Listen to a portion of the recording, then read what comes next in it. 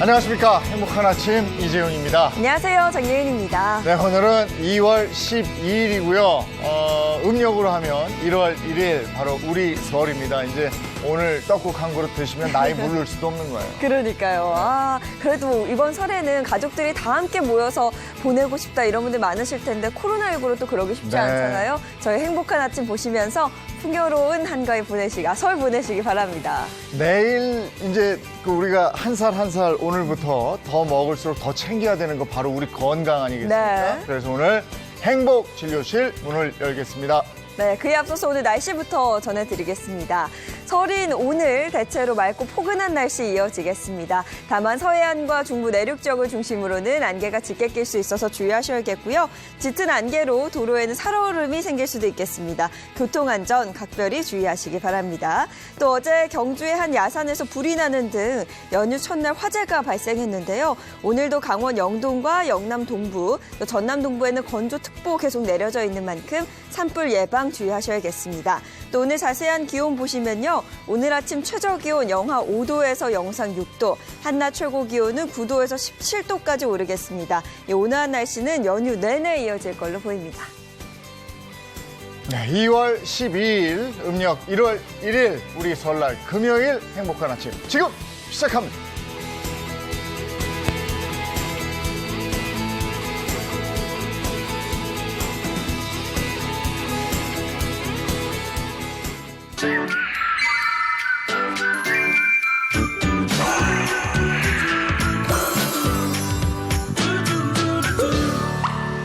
네, 매주 금요일은 행복한 아침 행복진료실 문을 여는 날입니다. 네, 행복진료실에서는 여러분이 진짜 궁금해하시는 질문을 모아서 속 시원하게 답해드리고 있는데요. 오늘도 기대가 됩니다. 네, 우리 주치의 선생님들과 인사 나누겠습니다. 장민욱 신경과 교수, 박미경 한의사 자리해 주셨습니다. 반갑습니다. 반갑습니다. 안녕하세요. 네, 차연환 식품생명공학 박사 그리고 이보은 요리연구가입니다. 어서 오세요. 네, 안녕하세요. 반갑습니다. 네, 한복 참 잘 어울리세요. 세배를 또 해야 오늘 우리 되는데. 그래도 이제 시작할 때 새해 복 많이 받으세요 해야 되지 않을까요? 우리 네, 한번 할까요? 네. 새해 복 많이 받으세요. 많이 받으세요. 자, 오늘 행복진료실 어떤 주제로 진료를 할지 힌트 보겠습니다. 오, 해가 떠오릅니다. 해가 떠오르는 모습이에요. 새해의 소망을 담은 해가 떠오릅니다. 이게 힌트네요. 이게 무슨 힌트일까요? 아직 감이 전혀 안 오는데요. 자, 해가 떠오르. 떠오른다. 어렵다. 해가 떠오르. 나이가 이제 한 살 새로운 나이가 먹을수록 몸이 찌뿌둥 안 좋아진다 뭐 이런. 근데 그게 맞을 것 같기도 뭘까? 하고요. 자, 다음 힌트 가겠습니다. 이거 먹는 거야. 호박전, 호박전. 저게 저 명절 음식 기름진 거 뭐 이거 관계 있는 거 아닌가요? 그렇죠. 이 명절과 관련된 게 맞는 것 같긴 예. 해요. 막 해가 떠오르고 또 이렇게 차례상 차리고. 명절 과식 이런 거 아닐까요? 글쎄. 주부 증후군 이런 거 아닐까요, 혹시? 오늘은 가족들과 다 같이 모일 수는 없습니다만 그래도 명절 음식은 하시겠지요. 네.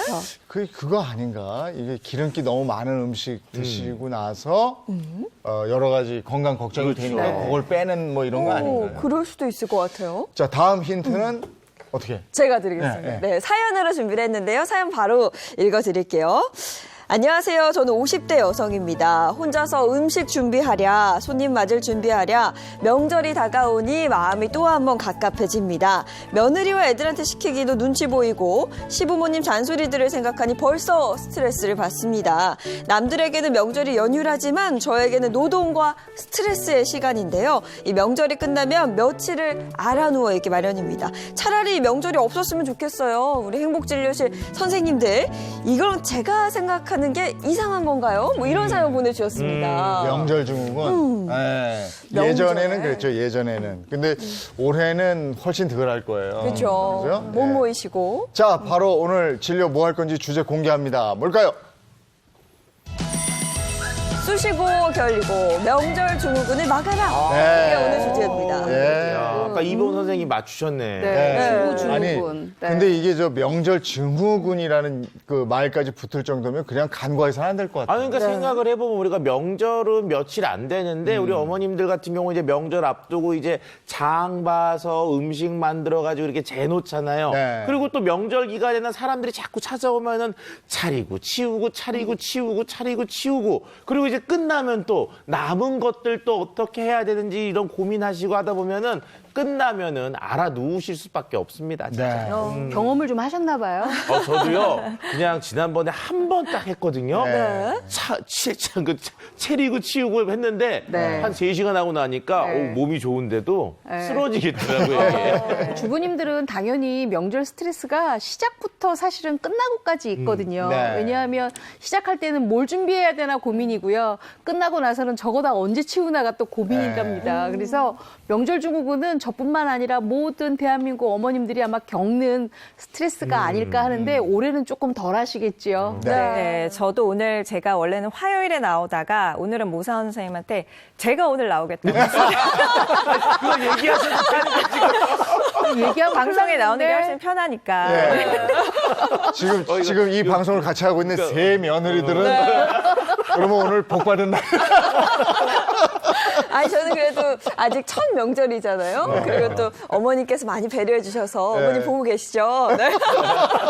명절 증후군 아직 생각은 안 하고 있었는데 근데 며칠 전에 이런 뉴스가 나왔습니다. 5인 이상 집합 금지인데 우리 집은 5인 이상이다. 네. 대신 신고 좀 해달라. 뭐 이렇게. 아이고. 이게 맘카페에 신고 상부상조 하기도 한다 이런 얘기가 나와서 깜짝 놀랐어요. 네. 근데 또 한편으로는 이게 얼마나 스트레스를 받으면 네. 이런 얘기까지 나올까 싶기도 하는데요. 명절 때문에 이혼까지도 생각을 하게 된다고 합니다. 최근 5년간 설 전후로 이혼 신청 건수가 656건, 하루 평균 이혼 신청 건수의 2배가 넘는 네, 네. 그 정도라고 합니다. 맞아요. 이 명절 때문에 받는 스트레스로부터 발생하는 명절 증후군. 저도 두통이나 어지러움증 환자들을 많이 보기 때문에 사실 명절을 앞두고 이런 문제로 입원하시는 분들이 상당히 많았습니다. 그런데 올해는 이 코로나 때문에 그런지 비교적 이런 문제들이 조금 적게 생기기는 한 것 같은데요. 그래도 역시 두통이나 어지러움증 때문에 스트레스 받는 분들이 굉장히 많기는 한 것 같더라고요. 네, 저는 사실은 명절 지나고 나면 한의원이 제일 바쁜 것 같아요. 그러니까 동네 주부 환자분들이 다 오시는데 뭐 속에 뭐 얹혔다, 머리 아프다, 어깨 아프다, 허리 아프다, 무릎 아프다, 뭐 고관절 아프다 시작해서 그래서 아픈 데마다 침을 놓다 보면은 정신을 차려보면 이게 사람이 누워 계신 건지 고슴도 치신 건지 모를 정신에 정도로 정말 그 정도로. 온몸이 나와가지고. 예. 네. 근데 예전에 저희 어머니 봐도요, 명절, 추석, 설 하면 2번 차례 지내죠? 네. 그 중간중간에 제사가 4번 해서 6번을. 그리고 나면 막 끙끙 알아눕고 이러셨는데, 그걸 그냥 이렇게 옆에서 지켜만 보지 실감은 사실 잘 못하죠. 맞아. 그렇죠. 실감을 못 하셨다니까 네. 또 제가 또 명절 같이 겪는 주부의 입장으로 약간 좀 섭섭한데요. 사실 남편분들이 많이 알아주시고 네. 많이 식구들이 도와주셔야 이렇게 명절 증후군을 슬기롭게 잘 극복할 수가 있거든요. 네. 네, 근데 이 명절 증후군이 단지 또 주부님들만의 문제가 아닌 것이 전 국민을 대상으로 조사를 했는데요. 실제로 남녀노소를 불문하고 전 국민의 77.5%. 그러니까 3명 중에 2명이 명절 증후군을 앓고 있다고 합니다. 아이고, 그 정도예요. 그러니까 그러면은 결혼 전에 저도 겪을 수 있었다 이런 얘기이기도 한 건데 정확하게 이 명절 증후군의 증상이 어떤 거예요? 명절 증후군이라고 하려면은 짧은 기간 동안에 아주 과도한 스트레스에 노출됐을 때 나타나는 육체적 그리고 정신적 증상들을 모두 다 만들어서 네. 얘기를 드릴 수가 있는데 주로 두통과 같은 또 소화불량과 같은 육체적인 문제도 나타나지만 무기력감이나 우울감, 전신 쇠약으로 이어질 수 있는 정신적 스트레스도 같이 있을 수 있습니다. 그중에서도 좀 많은 명절 증후군들을 저희들이 꼽아봤는데요. 화면을 한번 보시면은 이 소화기 증상과 또 관절, 또 각종 근육통 같은 것들이 또 많이 생기고요. 그리고 또 심리적 증상으로도 여러 가지들이 이어서 또 나타나죠. 이런 걸 방치하면은 이제 만성 질환으로도 이어질 수 있기 때문에 이 명절 연휴 기간이 시작될 때 바로바로 이런 증상들을 없애주셔야 됩니다. 네. 명절 증후군이 만성 질환으로 이어질 이어질 수 있다 이러니까 더 겁나는데 혹시 이런 증상을 겪어본 적이 있습니까? 저는 오히려 반대적인 증상을 한번 겪은 적은 있어요. 네. 뭐냐면은 매번 이렇게 뭐 큰 댁도 가고 아버님도 가고 막 이렇게 쭉 하다가 5년 전인가 한번 아무 데도 안 간 적이 한 번 네. 있었거든요. 그랬더니 건강해지면서 살이 한 2kg가 쭉 빠져가지고 몸이 좋아졌더라고요. 그래서 그걸 보면서 아이고. 이게 명절 다니는 게 무조건 좋은 것만은 아니구나라는 생각이 좀 들기도 했습니다. 아유, 근데요. 이게 며느리가 편하려면요. 사실은 다 참석을 하고 또 즐겁게 지내고 나면 사실 명절 증후군이 아주 짧게 가거든요. 왜냐하면 어디가 좀 쑤시거나 아프거나 허리가 아픈 약간 그 정도지 막 마음의 부담은 사실 좀 덜잖아요. 네. 다니시는 게 좋아요. 아, 참. 근데 이 저 주부들은 노동을 하시니까 그런데 남자들도 저는 장손이니까 네. 늘 어르신들이 오면 관심이 저한테 집중돼요. 맞아요. 그게 스트레스가 될 수도 있어요. 그래서 그거 어떡하지? 자, 이런. 어쨌든 이런 이제 걱정거리 중에 하나인 명절 증후군, 이 걱정을 저희가 이제 싹 없애드릴 테니까 채널 고정하시고 끝까지 봐주시기를 네. 부탁드리겠습니다. 자, 그래서 저희가 준비한 판넬이 있어요. 만병의 원인, 명절 증후군 날리기 이렇게 네. 되어 있는데요. 자, 먼저 보겠습니다. 제가 스트레스. 첫 번째가 스트레스. 스트레스예요. 아. 예. 네, 맞습니다. 이게 저하고 박미호 원장님 둘이서 네. 준비한 주제인데 먼저 한번 네. 진료불 한번 눌러볼까요? 하나, 둘. 네. 일단 오늘 저희들이 지난주에 회의할 때 환자분들이 가장 많이 호소하는 증상들을 꼽아봤어요. 네. 그리고 그것들에 대한 하나하나의 솔루션을 제시하면서 이 스트레스를 제일 먼저 꼽았는데요.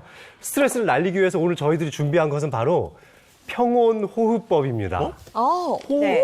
네. 오빠. 맞습니다. 우리가 명절 증후군 이야기를 하고 있는데 이게 이제 쉬운 말로 하면 스트레스고 또 화병이라고도 할 수가 있습니다.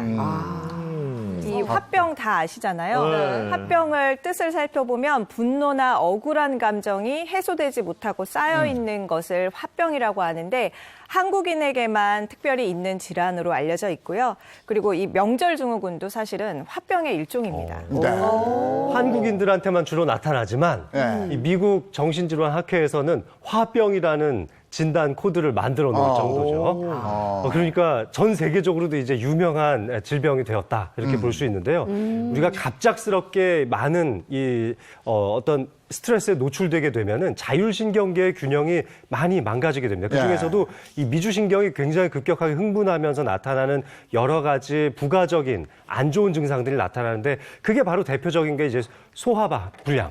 네. 그리고 또 혈압이 좀 올라갈 수 있고 두통도 같이 생길 수 있습니다. 그것뿐만 아니라 이런 심리적인 영향에 의해서 우울증이나 뭐 신경쇠약 등도 생기지만 사실 통증으로 발현되는 신체화 장애로 나타나는 경우가 더욱더 많아요. 그래서 여러 가지 관절 통증, 온몸이 쑤시는 것 같은 느낌들도 부가적으로 생길 수 있습니다.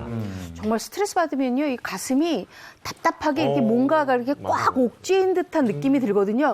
늘 명치 끝이 아파요. 소화하는데. 네. 이게 치시지 않으면 이렇게 치기도 하죠. 네네. 네. 그 이보은 선생님 표현이 정확한데요. 우리가 왜 스트레스 받는다 하면 이 스트레스는 실체가 없는 것으로 생각을 하시잖아요. 그런데 사실 그렇지 않습니다. 스트레스, 화병의 화라는 거는요. 실체가 있고 만질 수도 있습니다. 아니, 팔을 그럼 만질 수 있어요? 팔을 만질 수 있다고? 네. 정말? 그걸 어떻게 만지지? 알려드릴게요. 그러니까요? 판넬을 준비했습니다. 네. 자, 보시면 우리 몸통 부분에서 정중선이 있죠. 네. 목에서 내려가는 정중선이 있고요. 양 가슴 사이를 지나가는 그 교차점이 있습니다. 네. 바로 제가 표시를 해드려 볼게요. 여기. 바로 여기. 여기가 전중혈이거든요. 여기 뼈 만져지는데요? 네, 양 가슴 사이에 우리가 딱 눌러보면 오목하게 쏙 들어가는 부위가 있는데 여기가 전중혈이에요. 네. 그런데 여기를 딱 눌러봤을 때 통증이 느껴진다면 그게 바로 화가 있다는 거예요. 네, 스트레스로 인해서 기가 막혀 있고 또 화병이 있다라는 진단점으로도 쓰고 있습니다. 이게 아픈 거 당연한 거 아니, 아니에요? 우리 이게 왜 혹시 마사지 받으러 가면 여기 눌러주잖아요. 네, 네. 그럼 막 우리가 막, 으아! 이러면서 막 소리 지르잖아요. 그게 화병이구나. 네, 맞습니다. 제가 엊그제까지 있었는데요. 아, 정말요? 어제 집에서 늘어져서 하루 종일 텔레비전 봤거든. 이게 없어졌네. 지금 안 아프세요? 네, 지금 안 아파요. 저긴 아픈데 지금 여기. 네, 보면은 이 전중혈뿐만이 아니라 제가 또 표시를 해드려 볼게요. 전중혈로부터 위아래에 이렇게 지나가는 선이 있죠. 네. 우리가 명치라고도 하고 네. 이 목, 쇄골 아래서부터 가슴뼈로 이렇게 지나가는 이 곳, 전중혈을 지나서 이제 명치까지 가는 이 부분이 기가 오랫동안 막히고 화병이 오래되다 보면 만져지기도 하는데요. 처음에는 약간 볼록하게 솟아오른 듯 하다가 이제 또 심해지면 약간 소세지 같이 약간 몰랑몰랑한 그런 것들이 만져지기도 하고요. 더 심해지면 볼펜처럼 뭔가 딱딱한 것이 들어있는 것처럼 만져지기도 해요. 그래서 스트레스 받거나 화낼 때 막 가슴 이렇게 치시잖아요. 계시잖아요. 이게 진짜 여기 뭐가 있긴 있었네요. 여기를 네. 치던데요, 여기를. 네, 이렇게 막 치잖아요. 그런데 실제로 화병이 심각하신 분들은 치지도 못해요. 왜냐하면 이 전중혈이라는 곳은 우리가 뭐 누르거나 만져도 통증이 없는 게 정상인데요. 화병이 진행되다 보면 이곳이 이제 이 부근까지 전체가 다 아프기 때문에 치면은 너무 아프니까 치지도 못하고 저도 한의원에 오시는 이제 화병 환자분들 진단할 때 이 전중혈을 눌러보잖아요. 그럼 갑자기 비명 소리가 확 날 정도로. 그 정도로 좀 심각한 통증을 느끼시는데 그 정도가 되면 이제 화병이 심해져서 몸 곳곳에 영향을 주고 있다는 뜻입니다. 야, 이게 명절 증후군이 사실 이 혈관 질환을 다루는 제 입장에서도 굉장히 위험할 수 있는데요. 심뇌혈관 질환 발생률이 높아진다는 보고도 있습니다. 이 스트레스 때문에 아드레날린, 노에피네프린이라고 하는 이 스트레스 호르몬들이 많아지면은 이 혈압이 급격하게 상승을 하게 되는데요. 바로 이때 동맥혈압에 문제가 되면서 상처가 발생하고 기존에 협착증이 조금이라도 있으셨던 분들이 급격한 심근경색이나 뇌경색과 같은 심뇌혈관 질환이 발생할 가능성이 높아진다는 거죠. 그럼 평소에 혈관 안 좋으신 분들은 명절 스트레스 이거 정말 조심하셔야 되겠네요. 네, 맞습니다. 이 국내 한 대학병원 연구에서도 실제로 심근경색의 발생 위험도가 높아졌고 발병률뿐만 아니라 치명도도 높아졌다는 연구 결과도 있었는데요. 평상시에는 심장동맥에 별다른 이상 없이 잘 사시던 분들도 갑자기 발생하는 연축성 심근경색증도 스트레스 때문에 발생한다는 연구 결과가 있었거든요. 네, 맞습니다. 이 한의학적으로 화가 심장에서 나오기 때문에 화병 자체를 심장병의 하나로 보고 있거든요. 실제로 화병이 있는 환자분들이 일반 화병이 없는 분들에 비해서 심혈관계 질환의 발병률이 훨씬 높습니다. 아니 어르신들이 화나면 정말 화나 죽겠네 이러면서 가슴 치잖아요. 그리고 이렇게 스트레스 많이 받으시면 이게 옛날 말 있잖아요. 씩씩거린다. 맞아. 호흡이 좀 바뀌고 그러는 것도 있는 것 같아요. 네, 맞습니다. 이게 호흡이라는 게 또 우리 감정 상태와 아주 연관이 깊잖아요. 우리가 긴장하면 숨을 죽인다 그러죠. 뭐 막 긴장하고 스트레스 받으면 나도 모르게 숨을 멈추고 있다가 한꺼번에 후 하면서 한숨을 쉬기도 하고 또 누구랑 싸우기 직전에 화가 막 났을 때는 운동 열심히 했을 때처럼 막 숨이 차오르면서 목과 어깨까지 근육을 긴장시키면서 막 씩씩거리면서 어깨로 숨을 쉬시거든요. 이렇게 우리 호흡을 관찰하면 감정 상태를 볼 수가 있습니다. 진짜 화나고 그러면 막 그렇죠. 숨을 어떻게 쉬었나 지금 기억해내는 중이에요. 화났을 때 정말 막 그럼 씩씩거려서. 달라지죠. 네, 그래서 이제 화가 쌓였을 때 호흡으로 이제 신호를 보내는 거라고 볼 수 있는데요. 그래서 우리가 이 호흡을 좀 평온하게 조절을 해주면 명절에 쌓였던 스트레스도 풀 수가 있습니다. 네.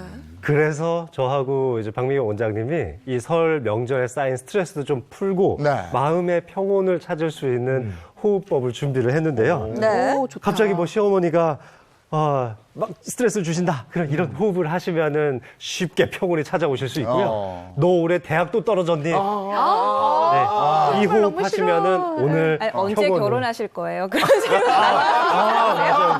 그런 것들도 정말 스트레스죠. 그런 마음의 평온을 오늘 저희가 찾아드리겠습니다. 네. 그래, 집에서 막 이렇게 호흡할 일이 있어. 맞아. 그렇게. 빨리 알려주세요. 배워볼까요? 한번 나가서? 나가서 배워볼까요? 네. ANMC랑 저희가 한번 준비해볼게요. 제가 한번 배워볼게요. 선생님 네, 네. 가운데로 오시고. 그럴까요? 네. 네. 자, 한번 배워보겠습니다. 네. 네, 이제 환자분들 중에서는 뭐 스트레스 쌓일 때 나도 모르게 한숨이 터져 나온다 이런 분이 계시는데요. 사실은 이 한숨이라는 거는 우리가 살기 위해서 본능적으로 하는 호흡이라고 볼 수가 있어요. 한숨을 한의학적으로는 태식이라고 하는데 말 그대로 클태, 숨쉴 식자를 써서 네. 한숨이라는 뜻입니다. 동의보감의 이 태식 건강법에 대해서 나오는데요. 우리가 울화가 치밀면 심계가 캥기고 또 울대가 졸아들어서 숨결이 순조롭지 못하면 그때 태식을 하게 된다라고 되어 있어요. 그래서 우리가 왜 스트레스 받고 기가 막 울체되고 소통이 되지 못하면 나도 모르게 한숨을 후 쉬어서 네. 그 기를 소통을 시켜준다는 거죠. 기가 막히지 않도록 한숨을 후 한번 쉬는 거. 네. 그럼 이제 좀 본격적으로 알려주시죠. 그렇죠. 그래서 제가 화병을 풀어드리는 호흡법에 대해서 알려드릴 텐데요. 다 같이 한번 배워보실게요. 네. 자, 먼저 선자세에서는 긴장이 돼서 이 단전까지 숨이 잘 내려가지 않을 수 있으니까 기본 자세는 무릎과 고관절의 힘을 약간 툭 내려놓고 이렇게 서보세요. 네, 툭 내려놓고 서보시고 두 손을 배꼽 앞에 모아보세요. 배꼽 앞에. 모으고 이제 코로 숨을 배꼽까지 들이쉬는 겁니다. 그래서 하나, 둘, 셋 쉬면서 이렇게 배꼽이 불룩하게 올라올 정도로 숨을 들이마셔줍니다. 그 상태에서 1초 잠깐 멈추셨다가 이제 입으로 후 하면서 내쉬는데 이때는 6 정도를 쉬어주는 거예요. 하나, 둘, 셋, 넷, 다섯, 여섯 이렇게 쉬는 겁니다. 자, 다시 한번 해볼까요? 자, 예인 씨 한번 해보세요. 네. 자, 들이마십니다. 하나, 둘, 셋, 멈추었다가 내쉴게요. 후, 셋, 넷, 다섯, 여섯 이렇게 쉬어주면 됩니다. 숨이 한번 깊게 들어왔다가 오. 천천히 내뿜으면 뭔가 차분해지는 네, 맞습니다. 안정감도 드네요. 네, 그렇죠. 이렇게 중간에 숨을 잠깐 멈춰주는 행동이 우리 네. 마음의 평온을 되찾을 수 있고 부교감 신경을 조금 더 활발하게 만들면서 이 혈압도 조금 더 낮춰주는 효과를 발휘할 수가 있습니다. 그런데 오늘 이런 호흡법뿐만 아니라 제가 이 스트레칭도 좀 같이 할 수 있는 방법을 알려드릴 건데요. 네. 대개 이런 스트레스가 많이 쌓여 있을 때는 어깨 그리고 척추 기립근 중에서 이 목 쪽을 받쳐주는 기립근 쪽이 많이 뭉치게 되거든요. 그래서 어깨 쪽에 있는 승모근 위주를 풀어줄 수 있는 스트레칭 방법을 알려드릴 건데요. 지금처럼 숨을 들이마시고 내쉬는 동작을 할 때 양쪽 팔을 조금 더 이렇게 뻗어주시고 양쪽으로 비틀어 주시면 되겠습니다. 이렇게 비트는 동작이 어깨 관절을 조금 더 유연하게 만들 수도 있고요. 그리고 뭉쳐졌던 어깨의 승모근 쪽도 더 유연하게 만들 수가 있는데요. 자, 들이마실 때는 편안하게 하면서 코로 들이마셔 주시고요. 그 다음에 내쉴 때 양쪽으로 어깨 관절을 비틀면서 내쉬면 되겠는데요. 네, 어떠세요? 이렇게 조금 내쉬는데 시원한데요? 약간 어깨춤 추듯이 덩실덩실하는 방식으로 추어주시면 좋을 것 같고 또 이 골반도 약간씩 틀어주시면 좋습니다. 네, 그래서 이와 같이 자 천천히 한번 다시 한번 해볼게요. 네. 코로 들이마시고 내쉬면서 덩실덩실 골반도 같이 움직여주면서 같이 숨을 쉬어주시면 좋을 것 같아요. 야, 어떻게 보면 또 춤동작이에요. 그렇죠. 좋은데요, 이거? 오늘 명절이니까요. 네. 덩실덩실 저 가족들끼리. 예인 씨는 춤추는 것 같아요. 잘 어울리지 않아요? 네. 좋아요. 그런 어울려요, 동작도 이 괜찮아요. 덩실덩실. 네. 예, 어깨 관절이 춤추는 게 네, 그러네. 맞아요. 위아래로 많이 움직이지 않는 상태에서 그냥 아주 정적이고 고요하게 해주시면 되겠어요. 이 박미경 원장님 소개해 주신 대로 그런 숨을 들이쉴 때는 한 3초 정도, 또 내쉴 때는 6초 정도에 걸쳐서 꽈주시면 더 좋을 것 같습니다. 네. 한번 음악에 맞춰서 해보셔도 좋을 것 같은데요. 음악 한번 줘보시겠어요? 자, 천천히 숨을 하나, 둘, 셋. 하나, 이거 춤추는 것 같고 좋은데요? 좋죠? 들이마시고 멈췄다가 6초에 걸쳐서 자, 들이마시고 멈췄다가 이렇게 내뱉어 주시면 되겠어요. 자, 벌써 숨 몇 번 쉬었다고 조금 마음이 편해지네요. 이게 확실히 있어야겠네요. 오늘 이 호흡법으로 스트레스 한번 확 날려보셨습니다. 네, 고맙습니다. 감사합니다. 잘 배워봤습니다. 이게 호흡이랑 같이 하는 게 포인트인 옛날 것 같아요. 어르신들은 한숨 쉬면 이 재수없다고 그러고 복 나간다고 그랬잖아요. 근데 이 한숨 쉬는 게 이게 좋은 거였네요. 이게. 그럼요. 신나요. 네. 이렇게 이게 숨만 쉬는 게 아니라 이렇게 하니까. 그러니까 어깨 운동도 되고 아주 좋은데요. 이게 어떻게 보면 해장 호흡법이네. 허리가 되니까. 그렇죠. 그죠? 해장 알겠습니다. 운동 좋습니다. 스트레스 네. 즉시 날려버리시고요.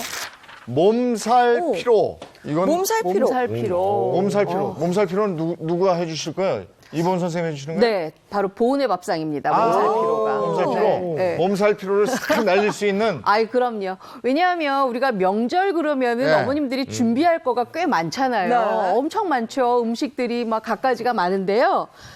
이게 음식 준비만 생각해도 어때요? 스트레스 받아요, 그렇죠. 안 받아요? 양도 걱정이 그렇죠. 양도 이제 옆에서 또 도와줘야 되잖아요. 안- 스트레스 받죠? 저 놀다 아니 주부 올게요. 좀. 입장에서는 그러면은 이제 만드는 더 것도 받죠. 힘드는데 네. 이거 먹어치우는 것도 가족들이 안 도와줘요. 맞아요, 맞아요. 아니야, 우리는 그거를 명절 이렇게 증후군이에요. 먹으면서 맛있다고 해줘야 되잖아. 맞아요. 장단을 맞춰줘야 그 돼. 리액션 중요합니다. 아, 네, 네. 아주 맛있다고 해주시고 칭찬해 주셔야지 좋은데 제가 옆에 보면 제가 명절 음식을 이렇게 준비를 해왔어요. 전이며 잡채며 조기찜이며 삼색 나물이며 저렇게 각각 아이고, 준비했는데 이렇게 요리 실컷 했는데 또 삼시세끼 되면 또 다른 음식 원하시잖아요. 맞아요. 아무래도 명절 또 기간이 있다 보니까 설 명절 동안 두루두루 또 맛있는 거 해달라고 하는데 네. 요럴 때 아주 맛있게 해보는 방법이 있습니다. 네, 알겠습니다. 맞아. 네, 몸살 피로를 알리는 음식 뭐가 있을까요? 보은의 밥사임.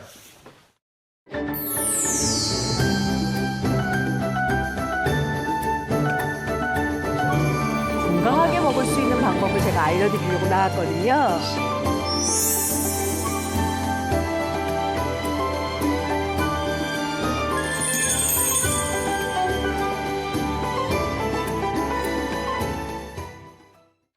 네, 몸살 피로를 날려주는 보은의 밥상 기대됩니다. 어떤 겁니까?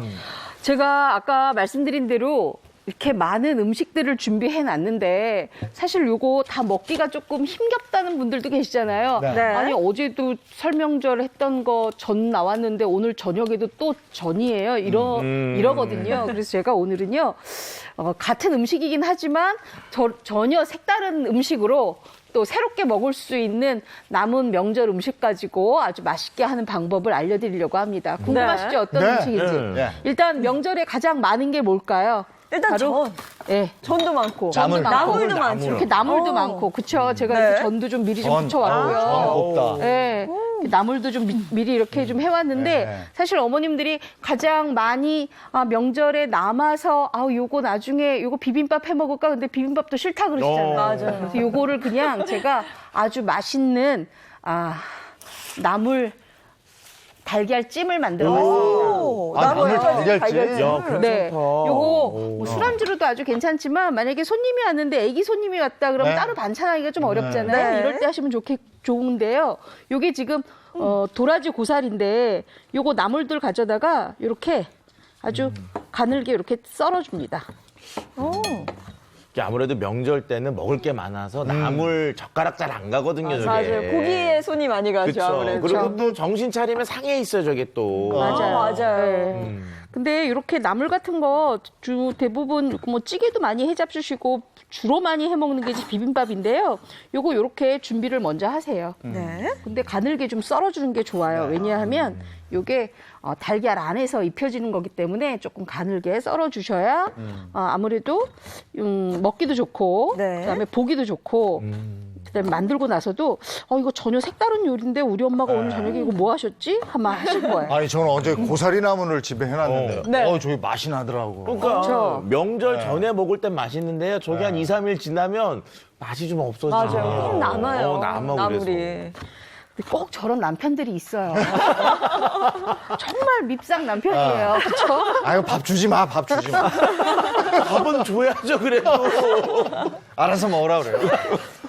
자, 이렇게 이제 자. 나물 이제 썰어놨으면 네. 이제 여기에다 이제 뭘 하냐면 우리가 달걀을 준비를 하는데요. 요새 어머님들이 달걀값이 좀 많이 올랐다고 비싸요. 걱정을 네. 하시는데 요거 한 5개 정도면 한 4식구 정도가 한 접시로 한 끼 드실 수 있는 분량이 됩니다. 요 뭐냐면 일단은 달걀을 이렇게 체에다 놓고 깨트려 주세요. 체에다 놓고 깨뜨려요? 채를 꼭 받치세요. 아. 제가 예인 씨한테 조금 요걸 알려드리려고 일부러 이렇게 또 준비를 했어요. 아, 그래요? 요 보시면 달걀 껍데기가 들어갔죠. 네. 네. 저는 항상 이래요. 달걀 그쵸? 껍데기 계속 들어가요. 이렇게 하고 나서 요거를 이렇게 내리세요. 그러면 달걀 껍질이 밑으로 안 떨어지고 네, 네. 달걀 물만 이렇게 나오겠죠. 네. 그리고 또 하나, 왜 달걀 깨트리다 보면 알끈이라고 생기잖아요. 네, 네. 그 알끈이 자칫 뭐 우리가 먹는 데는 아무 상관이 없는데 이게 하다 보면 모양새가 좀 흐트러질 때가 있어요. 요리 모양새가. 그러니까 꼭 이렇게 내려서 이렇게 고운 달걀 물만 내리시면 될 것 같아요. 그리고 지금 저렇게 내리시면은 아까 말씀하신 것처럼 공기들이 들어가가지고요. 달걀이 기포성이라는 특성이 있거든요. 그래서 만드시면은 더 부드러운 찜을 드실 수가 있습니다. 자, 이렇게 일단 내려주시고요. 네. 자, 요거 먼저 조금 내려놓은 거 갖고 저희가 쓸게요. 요거 좀 옆에다 놔주세요. 네. 자, 요걸 제가 이렇게 미리 해놨거든요. 자, 이렇게 준비가 됐으면 이제 여기에다가 이제 간을 하셔야 돼요. 어떤 간을 하냐 하면 먼저 간을 하고 들어갈게요. 네. 요게 지금 뭔지 아세요? 바로 국간장이에요. 예. 국간장? 예, 왜 국간장을 넣냐면 대부분 아마 예인 씨가 집에서 했으면 분명히 여기에 소금 넣었을 넣었죠. 거예요. 그렇죠? 네. 왜냐하면 이렇게 국간장을 약간 넣고 간을 맞춰야 우리가 나물 볶거나 나물 무칠 때 아무래도 여기 색깔이 조금 곱고 이쁘잖아요. 네. 소금간 안 하고 감칠맛 내려고 국간장 많이 하시거든요. 그렇기 때문에 이걸 맞춰주셔야 돼요. 그래서 같이 이렇게 집어넣어요. 소금이 아니라 국간장을 넣어주시는 게 또 포인트예요. 그리고 맞아요. 소금 자체가 달걀에서 잘 안 녹아요. 그래서 그래도 난 꼭 소금을 넣겠다 그러면 소금 말고 소금을 물에 살짝 녹여서 소금물 형태로 넣으시는 게 도움이 됩니다. 네. 자, 그 다음에는 이렇게 불을 약간 켜놓고요. 근데 특이하게 이게 팬이잖아요, 선생님. 네. 팬인데 찜이 돼요? 네. 왜냐하면 저기 식용유 끝에 좀 주시겠어요? 그거. 네. 드릴게요. 그거를 이렇게 살짝 둘러주시고요. 저는 찜기나 뭐 이렇게 하실 줄 알았는데 네, 프라이팬이 뚝배기는 나와서 네, 깜짝 놀랐어요. 제가 뚝배기를 안 한 이유가 있어요. 뚝배기에다가 하게 되면 우리 그 예인 씨처럼 네. 약간 요리에 서투신 분들은 뚝배기에서 찜하는 게 또 이게 어려울 수가 있거든요. 네. 그래서 그냥 아주 편하게 후라이팬을 준비를 하시는데 단 뚜껑이 있는 후라이팬을 준비하셔야 돼요. 그래야 찜이 뭔지 알겠다. 되거든요. 이렇게 달구고 난 다음에 요거를 굉장히 뻑뻑하죠. 네. 자, 이렇게 집어넣어요. 오. 처음에는 센 불에서 이렇게 넣고요. 그다음에 달걀이 어느 정도 아랫면이 약간 익혀졌다. 그러면 이렇게 나물을 펼치고 난 다음에 네. 불을 약간 줄여주시면 돼요.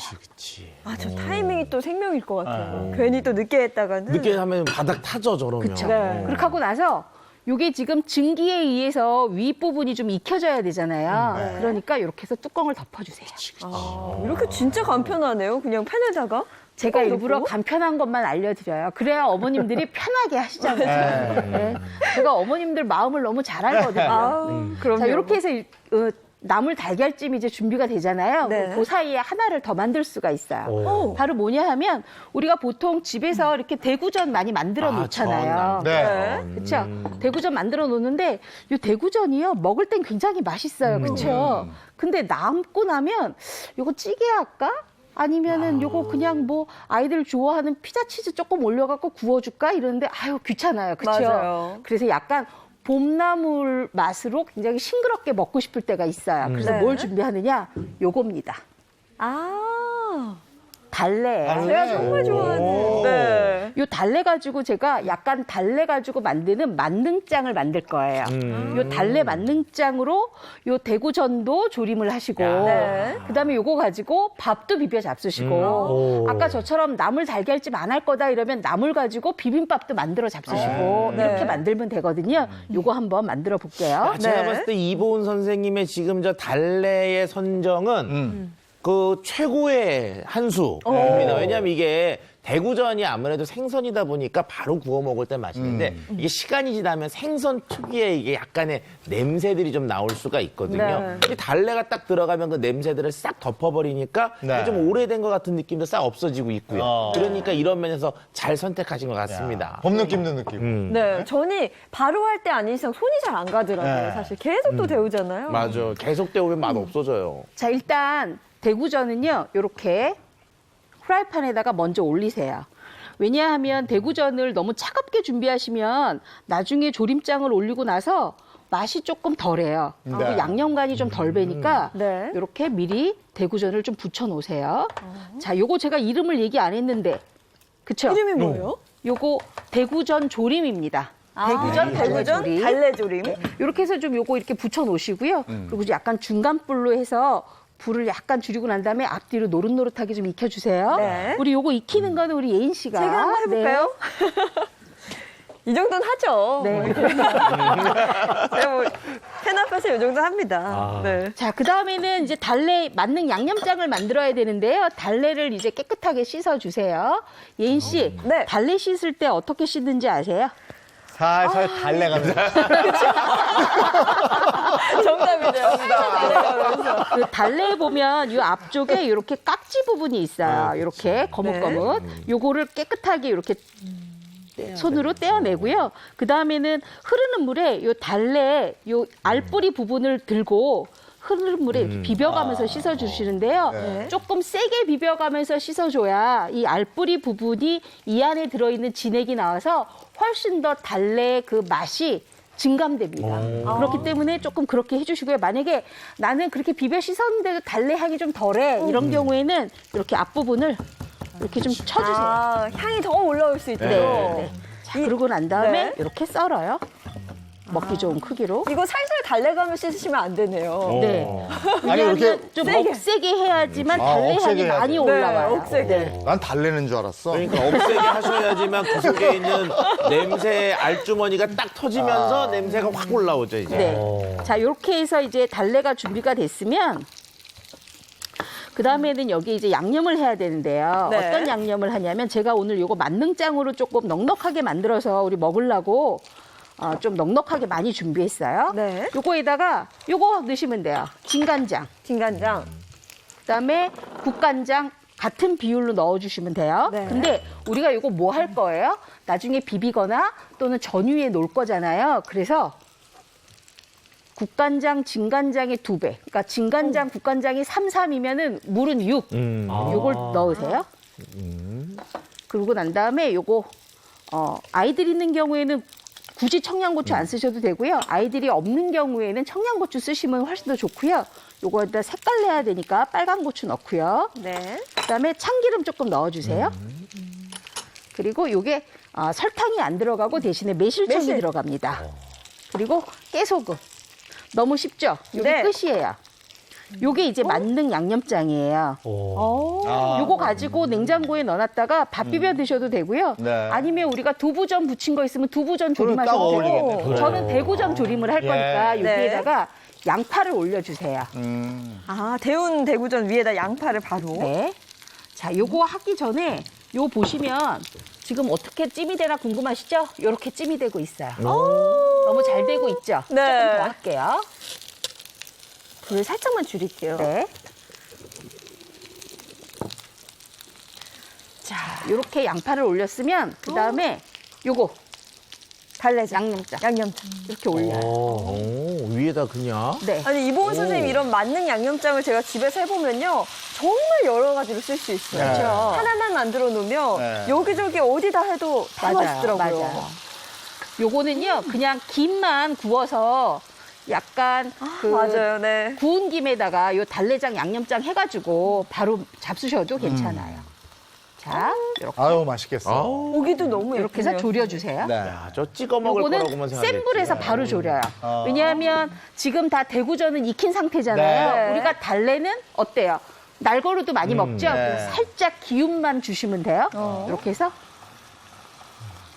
그리고 저 너무 오래 익히시면은 달래 향이 다 날아가니까 저건 좀 살살 달래면서 익혀야 돼. 좋대 달래는. 보시면 네. 이거 지금 속까지 다 익혀졌거든요. 네. 자, 그러면 요거는 뜸을 좀 들어야 되니까 제가 좀 미리 좀 만들어 놓은 게 있어요.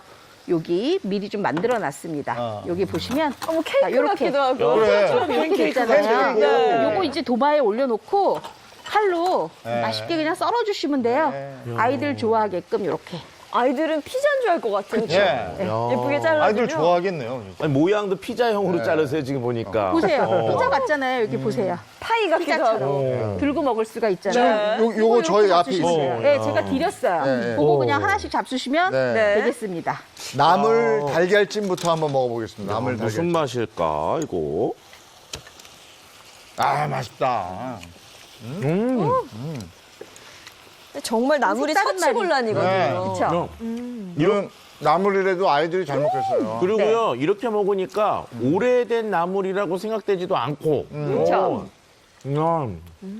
자, 그리고 우리가 대구전은 이렇게 다 졸여졌어요. 보세요. 싹 양념이 또 저 안에 양념이 싹 뱄죠? 배었잖아요. 요거 대구살이 굉장히 뭐랄까 탄력 있으면서 쫀득쫀득 맛있잖아요. 거기에 달래 향이 들어가니까 훨씬 더 맛있게 드실 수가 있거든요. 이렇게 하면 밥 한 그릇 뚝딱 드실 수가 있으니까 우리가 남을 명절 전 가지고 이렇게 활용 요리가 가능한 거죠. 한번 잡숴 보세요. 이것도 야 대구전 드셔보시죠. 달래향이 어떠세요? 싹 올라오는 게 너무 맛있는데요? 맛있죠? 근데 정말 비린맛, 약간 비릿한 맛 다 네. 잡아주고 비린맛이 달래 아예 향이, 없어요. 네, 아예 안 나요. 이렇게 해서 맛있네. 어우, 맛있다. 이렇게 만들어 놓으면 아니 설날 명절에 조금 집안에 이제 식구들이 많이 있는데 우리 식구들 맛있는 거 좀 해주고 싶다 그러면 이렇게 봄내음 듬뿍 느끼게끔 이렇게 달래 조림까지 대구전 조림까지 이렇게 준비를 하면 한 상이 만들어집니다. 이거는 명절 음식 어떻게 보면 남은 거를 처리하는 거 아니고 요거 만들어 달라고 또 만들어 달라고 하고 싶은데 이게 그러게요. 너무 네, 맛있어요. 평소에 그래요? 해먹기도 좋겠어요. 네. 아니 찌개에 넣는 것만 생각했는데 어쩜 이렇게 이쁘고 맛있게 되는지 저도 오늘 많이 배워갑니다. 우리가 초간단으로 이렇게 만들어야 어머님들의 피로를 제가 싹 없애주는 역할을 하잖아요. 그래서 이렇게 활용 요리 하시면 어머님들이 아 오늘 저녁에는 행복한 아침 보고 저거 만들어야 되겠다 아마 이러실 겁니다. 이래서 몸살 피로를 없애는 아이 그럼요. 요리가 되는 거예요. 맞아요. 이게 딴 것보다 명절 음식 남았는데 이거 진짜 처치곤란일 때 방법 딱 하나밖에 없죠. 냉동고에 넣는 거밖에. 그러고 보면 이게 몇 년 전께 있거든요, 그냥. 저는 라면에 넣어서 먹었었거든요. 네, 근데 맞아. 한두 번이지 계속 먹으면은 이것도 자, 질려요. 레시피 보여드리겠습니다. 명절 중국은 날리는 생선 전조림과 나물 달걀찜 만들어 볼까요? 생선 전조림은요, 삼색나물과 달걀 5개, 국간장 약간 준비해 주시고요. 나물 달걀찜은 대구전과 양파, 식용유, 그리고 만능 양념장을 만들 각종 양념이 필요합니다. 우선 삼색나물은 1cm로 썰고요. 볼에 달걀물, 삼색나물을 넣고 국간장으로 간을 합니다. 뚜껑이 있는 팬에 식용유를 두르고 중간 불을 올린 후 나물 달걀물을 부어주는데요. 약한 불로 줄여 8분에서 10분간 쪄줍니다. 다 익으면 뚜껑을 열고 수증기를 날린 후 한 김 식혀서 8둥불 해주면 나물 달걀찜 완성! 또 새 팬에 데운 대구전과 채 썬 양파를 올린 후 달래와 청양고추, 붉은 고추, 진간장, 국간장, 매실청과 생수, 참기름과 깻가루를 넣어 만든 만능 양념장을 조금씩 뿌려주며 조리기만 하면 생선 전조림도 완성됩니다. 이 간단한 명절 음식 응용 요리로 명절 증후군도 함께 날리세요.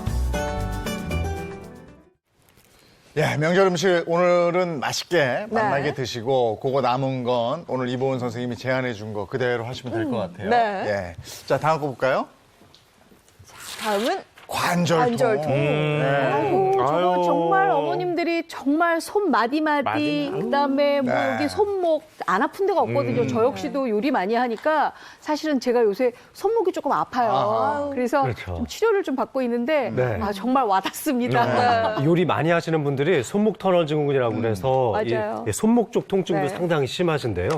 명절 전에는 정신적인 스트레스로 두통 어지러움증이 많았다면 네. 명절이 끝나고 나면은 엄청난 관절통, 또 미세신경 섬유통 같은 것들을 호소하시는 분들이 너무 많아요. 네.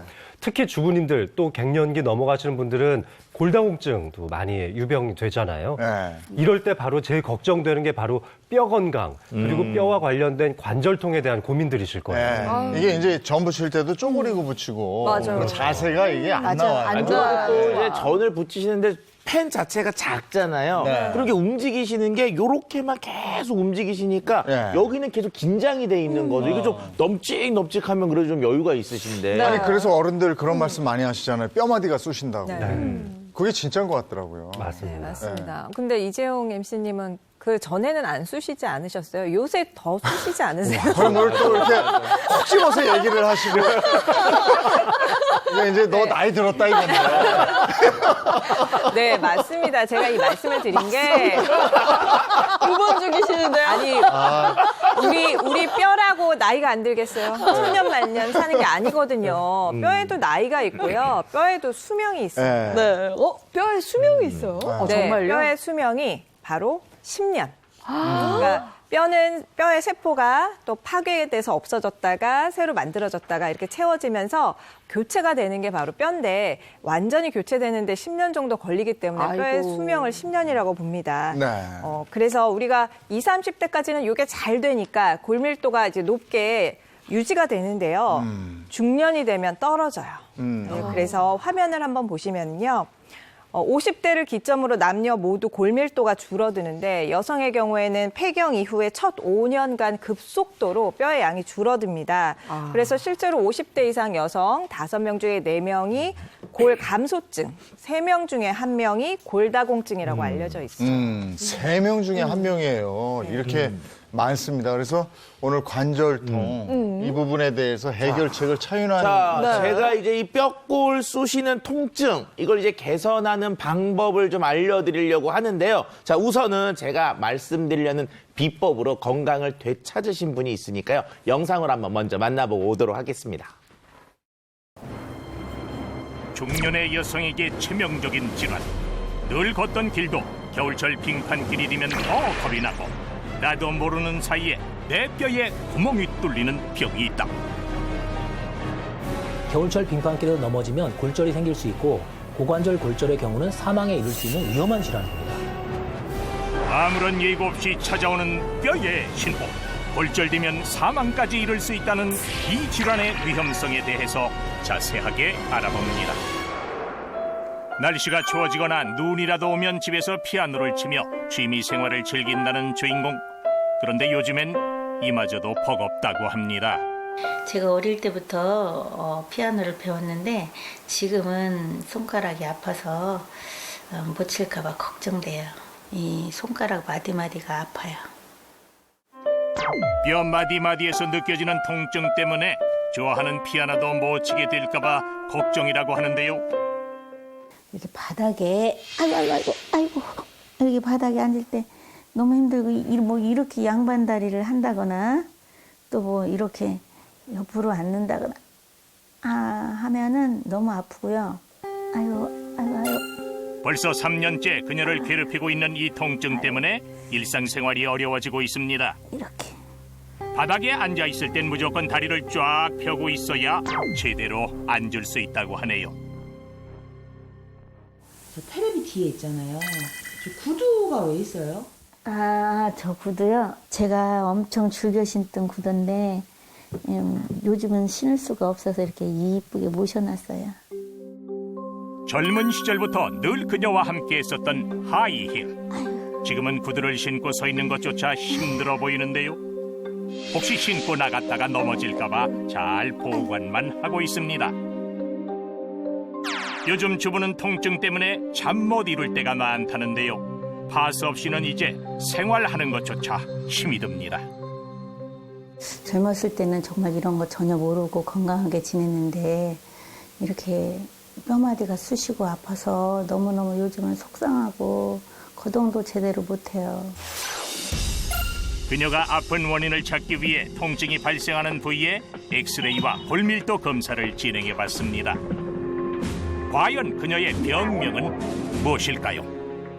요 스코어에서 보면 T점수가 마이너스 3.1이고 그 평균치보다 더 낮은 점수를 보이고 있어서 골다공증으로 진단됩니다. 골밀도가 정상 수치보다 3배나 낮았는데요. 그녀는 폐경 이후 여성 호르몬인 에스트로겐이 감소하면서 칼슘도 함께 감소하고 있었던 것입니다. 골다공증의 원인은 나이가 들면서 골 형성이 감소되어 골밀도가 감소되는 것입니다. 특히 여자분의 경우는 폐경기 이후 급격한 호르몬의 변화로 골 흡수가 과도하게 진행돼서 골다공증이 생깁니다. 중년의 여성들이 갱년기와 폐경을 거친 후 골의 양이 40, 50대에 급격하게 줄어드는 증상을 많이 볼 수 있는데요. 어느 날 갑자기 내 뼈가 무너져 내릴 수 있는 골다공증. 뼈의 건강을 위해 미리 예방할 수 있는 방법은 없는 걸까요? 자칭 뼈 미인이라고 불릴 만큼 뼈 건강에 자신이 있다는 오늘의 주인공. 그녀가 뼈에 집중하는 이유가 있습니다. 집안 어른들 분 중에 이렇게 골다공증으로 고생하시는 분들이 많아서 저도 이제 뼈를 튼튼히 하기 위해서 이렇게 관리를 꾸준히 하고 있습니다. 고관절 운동을 매일 하면서 골다공증을 예방하고 있는데요. 몸에 적당한 무게가 실리는 운동은 골밀도의 손실을 막으면서 운동 능력까지 키워주는 효과가 있습니다. 주부는 엉덩이에 힘을 실어서 고관절을 스트레칭 하는데요. 무릎 관절에 무리만 주지 않는다면 근력까지 키워주는 좋은 운동법입니다. 그런데 그나저나 운동할 때 입는 운동복 복장은 아닌 것 같은데 불편하진 않으십니까? 예? 사실은 저 지금 시장 갔다 오는 길이거든요. 뭐 운동을 꼭 그냥 복장 갖춰서 그렇게 하는 것보다도 그냥 생활하면서 틈틈이 여건 주어지는 대로 그냥 이렇게 하고 있어요. 일상생활이 곧 운동인 주부. 엘리베이터는 노 항상 계단으로 1층에서 8층까지 걸어다니는데요. 이렇게 뼈에 지속적인 충격을 주면 뼈는 자신을 공격하는 것으로 착각해서 뼈 안의 골밀도를 최대한 높이는 일을 한다고 합니다. 이제 시장도 다녀왔으니 맛있는 식사 준비. 그녀가 뼈 건강을 위해 무엇을 먹는지도 궁금하네요. 골다공증이 항상 걱정이잖아요. 그래서 칼슘 들어간 음식을 꼭 하루 한 끼씩 챙겨 먹으려고 노력을 해요. 칼슘과 단백질이 풍부한 흰살 생선과 칼슘의 대명사인 멸치볶음까지 그녀가 늘 즐겨 먹는 반찬인데요. 가끔 칼슘을 음식으로 다 채우기 힘들 때 주부는 다른 방법으로 칼슘을 채운다고 합니다. 제 뼈를 튼튼하게 해줄 핵심이에요. 어골 칼슘이라고 하는데 저는 이거를 우유나 주스 같은데 꼭 타서 먹어요. 어골 칼슘은 생선의 뼈를 높은 온도에서 가열해서 만든 천연 칼슘으로 뼈가 약해지기 쉬운 갱년기 여성들의 뼈 건강에 도움을 준다고 알려져 있는데요. 보통 사람들의 뼈에 들어있는 칼슘과 인의 비율은 2대 1입니다. 그런데 어골 칼슘의 칼슘과 인의 비율도 거의 똑같습니다. 게다가 생선의 뼈에는 유독 칼슘과 인이 풍부하게 있는데요. 생선의 뼈를 사람이 섭취했을 때 칼슘의 흡수율이 높아진다는 논문이 발표되기도 했습니다. 결국 사람의 뼈와 비슷한 비율의 칼슘과 인을 섭취해야 몸의 흡수율을 높일 수 있다는 연구 결과인 것이죠. 나이 먹어서도 골다공증이 안 걸리기 위해서 이렇게 열심히 관리할 거예요. 뼈의 건강에 도움을 받았다는 주부의 비법, 어골 칼슘. 더 자세한 이야기는 스튜디오에서 계속됩니다. 정말 잘하고 계신데요. 특히나 칼슘을 챙겨 드시는 게 굉장히 또 인상적이었어요. 그러네요. 아주 잘하시네요. 생각보다 칼슘 섭취가 우리 몸에 굉장히 중요해요.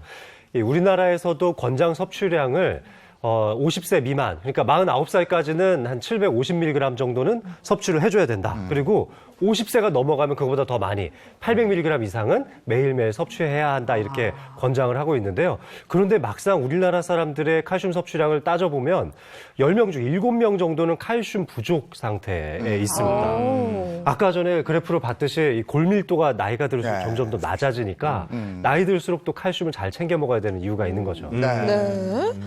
그렇습니다. 그리고 우리가 뼈 건강 생각하면 칼슘이지만 뼈 이외에 우리 몸에 칼슘이 쓰이는 곳이 굉장히 많아요. 그래서 필요하기 때문에 꼭 보충해야 되는 게 칼슘입니다. 네, 칼슘 하면 정말 뼈만 생각하는데 그것 외에도 정말 중요한 기능들이 있다 이런 얘기거든요. 판넬로 하나하나 좀 천천히 살펴보도록 하겠습니다.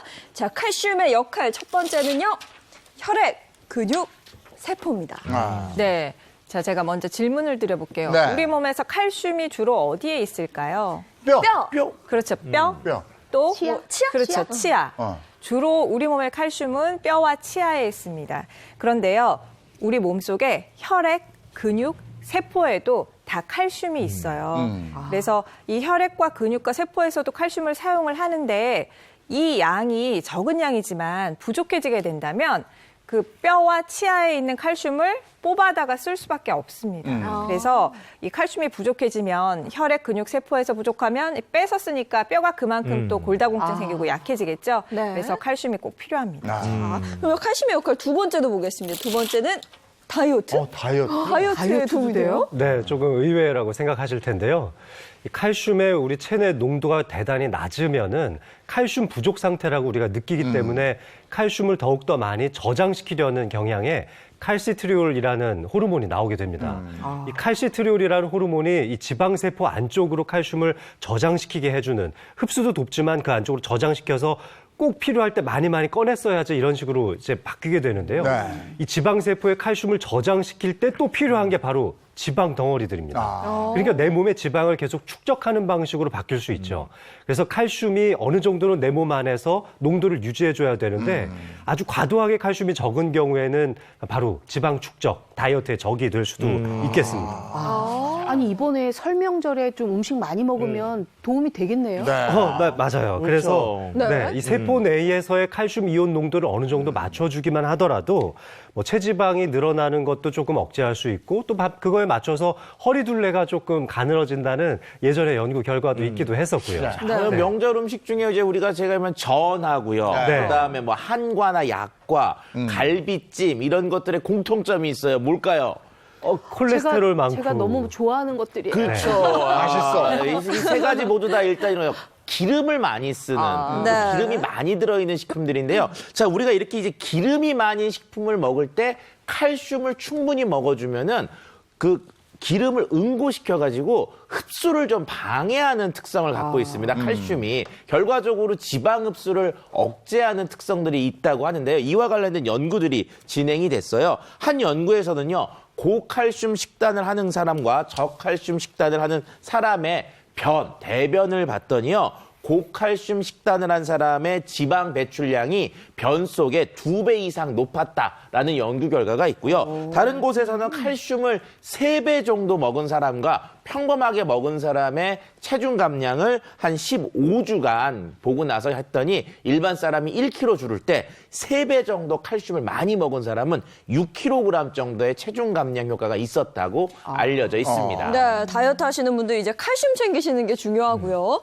세 번째 역할 보시면 신경 안정. 이게 또 명절에 신경 안정 필요하잖아요. 네, 맞습니다. 이 칼슘이 신경을 안정시키는 효과가 있기 때문에 명절에 스트레스가 많으신 분들, 평상시에 스트레스가 많아서 우울감이 강하신 분들한테도, 특히 저는 이제 노인분들 칼슘 섭취량이 대단히 떨어지시는 분들이 많거든요. 우유 같은 거는 또 속이 안 좋아서 못 드시는 분들도 있고요. 그런 분들한테는 제가 신경 안정 목적으로 칼슘제를 한번 드셔보시라고 권하기도 합니다. 네. 명절에 특히 주부님들뿐만 아니라 사실 어머니, 아버님들도 약간 예민해질 때가 있거든요. 네. 칼슘 필요하겠네요. 근데 어떤 칼슘을 먹어야 돼요? 그렇죠. 칼슘도 종류가 굉장히 많잖아요. 제가 오늘 그 비법으로 알려드릴 칼슘은요, 바로 요겁니다. 요거. 이 앞에 있는 요것들 어골 칼슘입니다. 지금 보이는 건 이게 가루로 보이거든요. 화면에 보이는 거. 네, 이걸 이제 물에 탔은 거 앞에 있으니까요. 네. 한번 살짝 드셔보시죠. 아, 이게 어골이에요? 그냥 뭐 별맛 없어요. 그냥 그쵸? 그냥 물처럼 마실 수 있을 것 같은데요. 밋밋한데 뭐 그냥 마실 네네. 수 있을 것 그렇죠. 같아요. 자, 이 어골 칼슘 말 그대로 생선, 뼈, 골. 그래서 생선 뼈에서 얻어낸 추출한 칼슘들인데요. 생선 뼈에서 어떻게 얻어내느냐? 얘를요, 한 1000도씨에다 넣고요. 네. 한 3시간 정도 이렇게 소성을 시켜요. 태운다는 거죠. 그러면 다른 것들은 다 없어지고 순수한 칼슘만 남게 되는데, 이게 바로 이 어골 칼슘인데, 이 어골 칼슘은요, 다른 칼슘에 비해서 흡수율이 한 70%로 매우 높다는 특성을 가지고 있습니다. 70%면 굉장히 높은 거 아니에요? 예, 우리가 일반적으로 칼슘 그러면 함량만 얘기를 하는데, 함량도 중요하지만 그 흡수율도 매우 중요하거든요. 자, 일단 잠깐 보시면 이 칼슘의 왕이라고 하는 멸치 함량은 높은데 흡수율은 한 25% 정도 되고요. 흡수율의 황제라고 하는 우유는 이제 그 양은 적은데 흡수율 한 40% 정도가 됩니다. 시금치에도 많이 들어있다고 하는데요. 칼슘이 4% 흡수되거든요. 근데 어골 칼슘 흡수율이 한 70% 정도라고 하니까, 이런 이유는 이제 흡수율이 굉장히 높은 거죠. 이게 바로 이 1000도라고 하는 높은 온도에서 소성을 시키고, 그 과정 중에서 칼슘 흡수를 방해하는 물질들이 모두 다 제거가 되기 때문에 이렇게 흡수율이 높아진 것으로 알려져 있습니다. 그래서 흡수율을 생각해서 어골칼슘을 선택하는 것은 칼슘 흡수에서의 한 가지 팁이라고 할 수가 있습니다. 아니 이게 어골이니까 네. 어골 칼슘이니까 멸치나 뱅어포 뭐 이런 거 좀 먹고 그러면 되는 거 아닙니까? 그렇죠. 자, 이걸 또 이제 우리가 그러면 이제 칼슘을 뭐 멸치나 뱅어포 이렇게 얘기를 하는데 우리가 황태에도 칼슘이 상당히 많이 들어있거든요. 자, 이거를 하루에 먹어야 되는 칼슘을 이제 황태로 환산하면은 50대 중년 분들 같은 경우 대충 한 4마리 정도를 드셔야 돼요. 함량으로는. 네 마리요? 네, 4마리 매일매일. 그런데 그게 흡수율까지 생각하면요. 흡수율이 낮기 때문에 16마리. 아, 그거 어떻게 드셔야 먹어요? 됩니다. 하루에 16마리를 어떻게 이걸 다 먹는데요? 그러니까 이렇게 흡수율이 높은 이제 흡수가 잘 되는 칼슘을 선택하는 게 매우 효율적인 방법이라고 말씀드리고 싶네요. 네, 그래서 준비하신 게 바로 이 판넬이 아닐까 싶어요. 자, 어떤 걸 먹어야 하냐 또 준비를 해봤는데 뭘 선택하는데 이게 굉장히 길거든요. 바로 볼게요. 정답은 저분자 어골 칼슘을 선택해라. 예, 우리가 이제 일반적으로 우리 소장에서 칼슘이 흡수되는 그 흡수관이 있거든요. 그게 1마이크로, 좀 굉장히 작습니다. 그래서 여기를 원활하게 잘 들어오기 위해서는 저분자가 되어 있는 게 매우 중요한데요. 근데 우리가 일반적으로 뭐 조개 껍질이나 또는 뭐 해조 칼슘 이런 것들 같은 경우는 상대적으로 좀 이렇게 고분자인 것들이 많고요. 탄산 칼슘이라고 하는 것 같은 경우도 굉장히 고분자거든요. 이런 고분자 칼슘들 흡수가 좀 적으니까 저분자 칼슘을 섭취하는 게 흡수율 면에서 매우 효율적입니다. 네, 흡수 잘 되게 먹는 법. 첫 번째가 저분자 어골 칼슘을 선택해라였고요. 두 번째가 땡땡 기억하기. 지금 차윤환 박사가 얘기한 거 잘 기억하기. 괜찮네요, 그것도. 정답인 것 같은데 보겠습니다. 정답은 2대1 기억하기. 자, 우리가 일반적으로 칼슘 먹는 것도 중요하지만 흡수율이 더 중요하다. 자, 근데 칼슘이 흡수가 잘 되기 위한 조건이 있어요. 그게 바로 뭐냐면 칼슘과 인의 비율이 2대1일 때 가장 흡수가 잘 됩니다. 그러니까 결과적으로 이 경우에 인이 부족하면 칼슘 흡수량도 떨어지고요. 반대로 인이 너무 많을 먹게 되면 칼슘의 흡수도 억제가 되거든요. 그래서 이 2대1의 비율을 가장 잘 갖고 있는 게 칼슘 흡수의 가장 이상적인 조건입니다. 네. 그리고 이거 먹을 때 뭐 비타민 D 같은 거 먹으라. 그렇죠. 왜냐하면 비타민 D를 먹게 되면 칼슘 흡수를 촉진하기 때문에 비타민 D까지 2대1에다가 비타민 D까지 같이 드시는 게 좋습니다. 어골 칼슘 먹을 때 주의할 점은 뭡니까? 네, 좋은 것도 또 과유불급이잖아요. 우리 식약처에서 권장하는 일일 섭취 권장량이 하루에 칼슘 600에서 800mg 정도입니다. 근데 너무 과다하게 섭취하면은 왜 소화 잘 안 된다고 말씀하시는 분들 계세요. 그래서 위장 장애라든지 변비 또 신장 기능 장애 같은 부작용이 올 수 있으니까 주의하시기 바랍니다. 네. 오늘 명절 증후군에 대해서 얘기해봤는데요. 짤막하게 그래도 오늘 명절이니까 올해 건강 챙기려면 요거만큼은 꼭 해주셔야 됩니다. 한마디씩만 해주세요. 평소 스트레스 관리가 중요하다고 생각합니다. 명상법을 이용한 호흡법 좀 기억해 주셨으면 좋겠습니다. 네, 그러니까 화가 만병의 근원이잖아요. 그러니까 올해는 화 내지 말고 쌓아두지도 말고 잘 풀어내셨으면 좋겠습니다. 그러니까 화내게 좀 하지 마. 화내게 좀 하지 마. 맞아요. 아니, 즐겁게 먹으려면 사실 잘 먹어야 되잖아요. 네. 즐거운 마음으로 만들고 즐거운 마음으로 먹었으면 좋겠습니다. 네, 그리고 좋은 음식을 잘 골고루 섭취하시는 건 중요하지만 욕심 부려서 많이 드시는 것은 올해 꼭 지양했으면 하겠습니다. 네. 올 한 해도 건강하십시오. 다 같이 할까요? 새해 복 많이 받으세요. 네, 오늘 설 명절 작년과는 확실히 다른 설 명절을 보내고 있습니다. 네. 슬기로운 설 명절이 됐으면 좋겠고요. 네, 마음만큼은 좀 풍요로운 그런 명절 보내셨으면 좋겠습니다. 설 잘 보내시고요. 저희는 다음 주 월요일 아침 8시에 돌아올게요. 행복한 아침, 행복한 하루, 그리고 행복한 설 명절 보내십시오. 여러분, 새해 복 많이 받으세요.